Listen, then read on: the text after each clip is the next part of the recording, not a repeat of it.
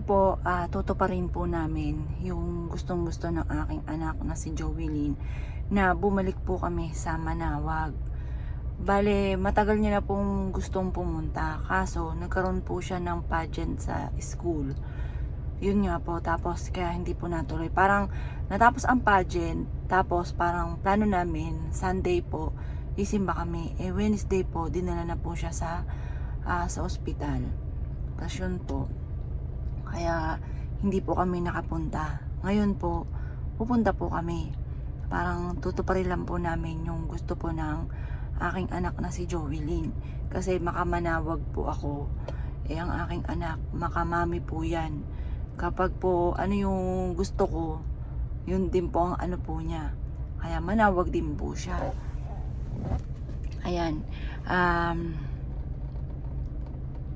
Medyo nag-CR po sila. Waiting po ako dito. Ako naman ang susunod. CR na po ako. Alam ko pa, makaka-move on din po ako. Malilipas din po ito.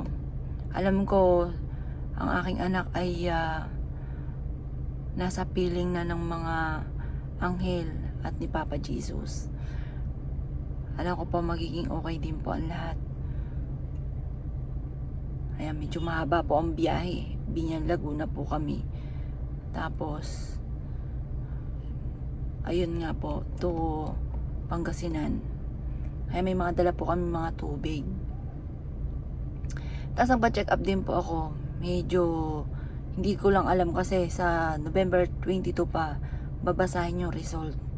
Kasi po, di ba, ang anak kong si Jovelyn ay may diabetes. Nasa lahi po namin.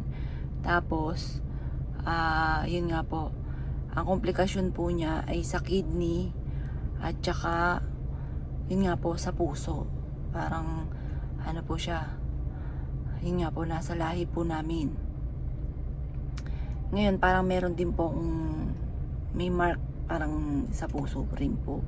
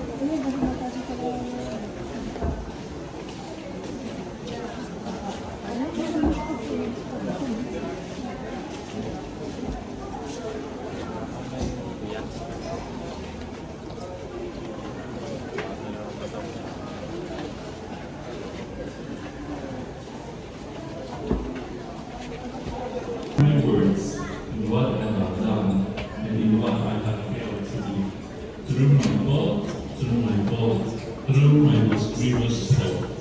Therefore I ask this, the Mary, ever Virgin, all the angels and the saints, and you, my brothers and sisters, to pray for me to the Lord our God.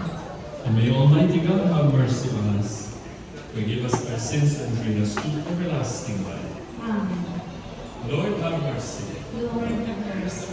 Christ have mercy. Christ have mercy. Lord have mercy.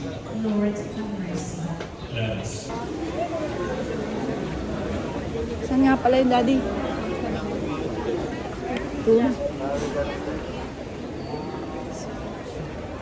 Ito yung akayatan eh, dito eh. Yeah.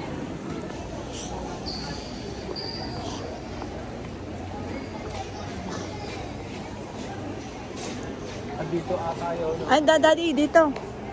Ito.